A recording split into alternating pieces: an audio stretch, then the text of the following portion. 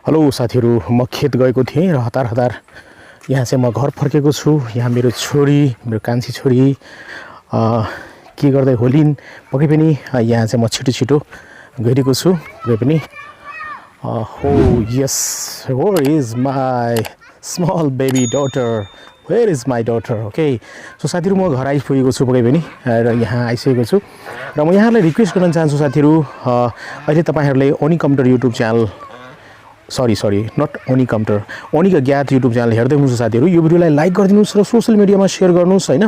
र ओनिक अज्ञात युट्युब च्यानललाई सब्स्क्राइब गर्नुभएको छ भने यहाँलाई धेरै म हार्दिक धन्यवाद दिन चाहन्छु र अहिलेसम्म पनि सब्स्क्राइब गर्नुभएको छैन भने ढिलो नगर्नुस् है। ओनिक अज्ञात च्यानललाई पक्कै पनि सब्स्क्राइब गर्नुस् र सपोर्ट गर्नुस् हैन। यहाँहरुको विचार पक्कै पनि कमेन्टमा लेख्नुस्। र साथीहरु, एउटा कुरा म शेयर गर्न चाहन्छु, यो कान्छी छोरीको नाम चाहिँ के राख्ने भन्ने म एकदमै सोचिरहेको छु र के नाम उपयुक्त होला, के नाम राख्दा ठीक होला हैन। पक्कै पनि ज्योतिषी कहाँ त म गएको छैन, नाम अलिकति स्वीट के राख्ने भनेर पक्कै पनि यहाँहरूले चाहिँ कमेन्टमा लेख्नुस् है। के सजेसन दिन सक्नुहुन्छ, के सल्लाह दिन चाहनुहुन्छ कमेन्टमा लेख्नुस् है साथीहरु। कान्छी छोरीको नाम के राख्ने त भनेर के आइडिया आउँछ पक्कै पनि। Okay, let's begin. भित्र जाउँ छोरीलाई हेर्न है।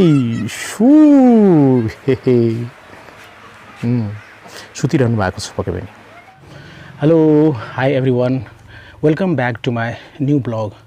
नयाँ ब्लगमा साथीहरु यहाँलाई धेरै स्वागत छ। साथीहरु, यहाँलाई खुसीको खबर त थाहा छँदै होला पक्कै पनि, मेरो घरमा छोरीको जन्म भएको छ, लक्ष्मीको जन्म भएको छ। साथीहरु, देख्न सक्नुहुन्छ यहाँ छोरी चाहिँ सुतिरहनु भएको छ आरामले है। र म यहाँलाई के शेयर गर्न चाहन्छु साथीहरु कि सानो बच्चा भएपछि पक्कै पनि हामीले धेरै टेक केयर गर्नुपर्ने हुन्छ, धेरै हेरविचार गर्नुपर्ने हुन्छ हैन, राम्ररी हेरविचार गर्नुपर्ने हुन्छ। र मेरी छोरी जुन कान्छी छोरी रहेको छ, यसको जन्म चाहिँ नोबेल हस्पिटल विराटनगरमा भएको छ। 2080 साल वैशाख 8 गते बिहान 9:55 मिनट जाँदाखेरि 9:55 जाँदाखेरि छोरीको जन्म भएको छ। र हामी 4 दिन लगभग हस्पिटलमा बस्यौँ र नर्मल डेलिभरी भएको छ। र त्यसपछि हस्पिटलबाट डिस्चार्ज भइसकेपछि हस्पिटलले केही औषधिहरू यहाँ रिकमेन्ड गरेको छ हैन। अब सुत्केरीको त आइरन छ कि त चल्दैछ, किनभने त्यहाँ खानुपर्ने अवस्था देखिएको छ। त्यस्तै गर्न यहाँ चाहिँ देख्न सक्नुहुन्छ, सबभन्दा पहिले म यहाँ देखाउँछु यहाँहरूलाई। अहिले त सानो बेबी रहेको छ, नुहाइ भइरहेको छैन हैन। अब जोन्सन एन्ड जोन्सनको एउटा प्याकेट आउँछ, त्यो प्याकेट किनिसकेपछि अनि त्यसपछि नुहाउने पनि सुरु गर्छु। यो बेबी वाइप्स रहेको छ साथीहरु, देख्न सक्नुहुन्छ बेबी वाइप्स रहेको छ। र यो बेबी वाइप्सको प्रयोग गरेर अहिले चाहिँ हामीले नानुलाई चाहिँ बिहान लगभग 8 बजे एकदम पुरै जिउभरि हामीले सफा गरिदिन्छौँ हैन। यो बेबी वाइप्सबाट चाहिँ नानुको सम्पूर्ण जिउ हामी सफा गर्छौँ हैन। पेपर जस्तो हुन्छ, हामी सफा गर्छौँ, कोल्ड हुन्छ।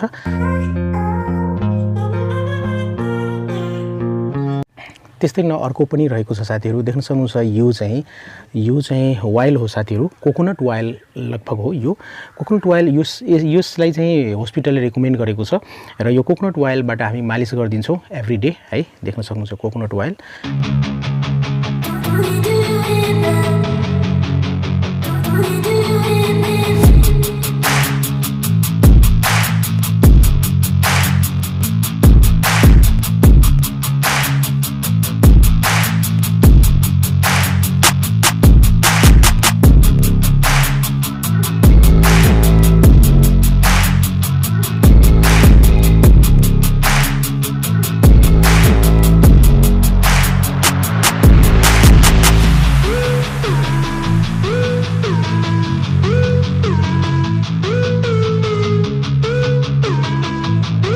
र त्यस्तै गरिकन यहाँ अर्को रहेको छ, यहाँ चाहिँ लोसन है।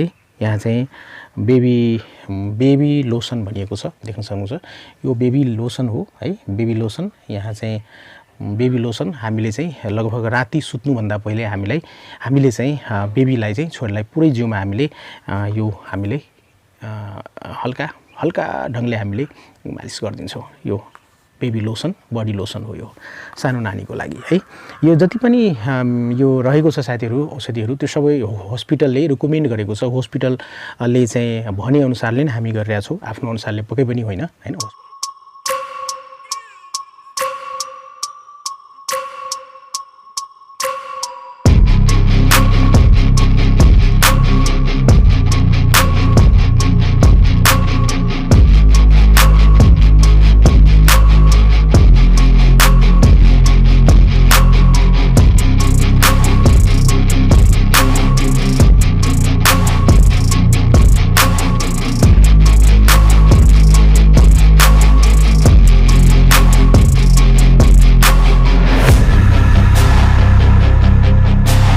त्यस्तै गर्न हस्पिटलले हामीलाई यो पनि रिकमेन्ड गरेको छ देख्न सक्नुहुन्छ भिटामिन डी है यो हो भिटामिन डी त यो हामीले 1 ml दिनुपर्ने हुन्छ दिनमा एक पटक हैन हामी बिहान दिन्छौं ओके र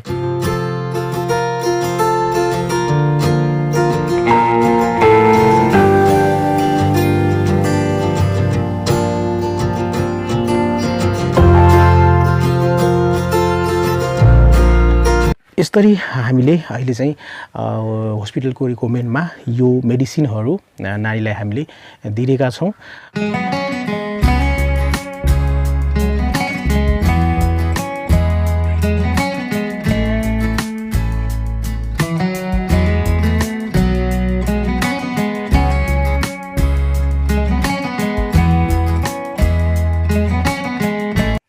गर्मीको मौसम छ साथीहरु यसरी गरिकन हामीले जोन्सनको बेबी पाउडर पनि प्रयोग गर्छौं ठाउँ-ठाउँमा ओके त्यसपछि सम्पूर्ण मालिसहरु सकिसकेपछि दिनमा बिहान पख देख्न सक्नुहुन्छ छोरी मस्तले सुतिरहनु भएको छ र वास्तवमा साना स्मल बेबीहरु जति सुत्नुहुन्छ सानोमा चाहिँ त्यति ग्रोथ राम्रो हुन्छ देख्न सक्नुहुन्छ मालिस पश्चात चाहिँ आरामले चाहिँ सानो झुलमा चाहिँ एकदमै सेफली सुतिरहनु भएको छ आराम गर्दै हुनुहुन्छ थ्यांक यू सो मच भन्न चाहन्छु र एउटा कुरा चाहिँ हस्पिटलमा कुनै प्रकारको खोप लगाइएको छैन हामीले हाम्रो वडामा आउनु भएको थियो डाक्टर साहब चाहिँ हामीले मिस गरिसक्यौं हैन अब फेरि पनि चाँडै नै वडामा आउँछ र नानीलाई चाहिँ फर्स्ट खोप हैन बीसीजी को खोप भन्छ के रे हैन त्यो खोप चाहिँ लगाउनु पर्ने हुन्छ साथीहरु पक्कै पनि र त्यो कुरा पनि यहाँलाई म शेयर गर्छु र यो भिडियोलाई मैले किन शेयर गर्न खोजेको भन्दाखेरि यहाँलाई पनि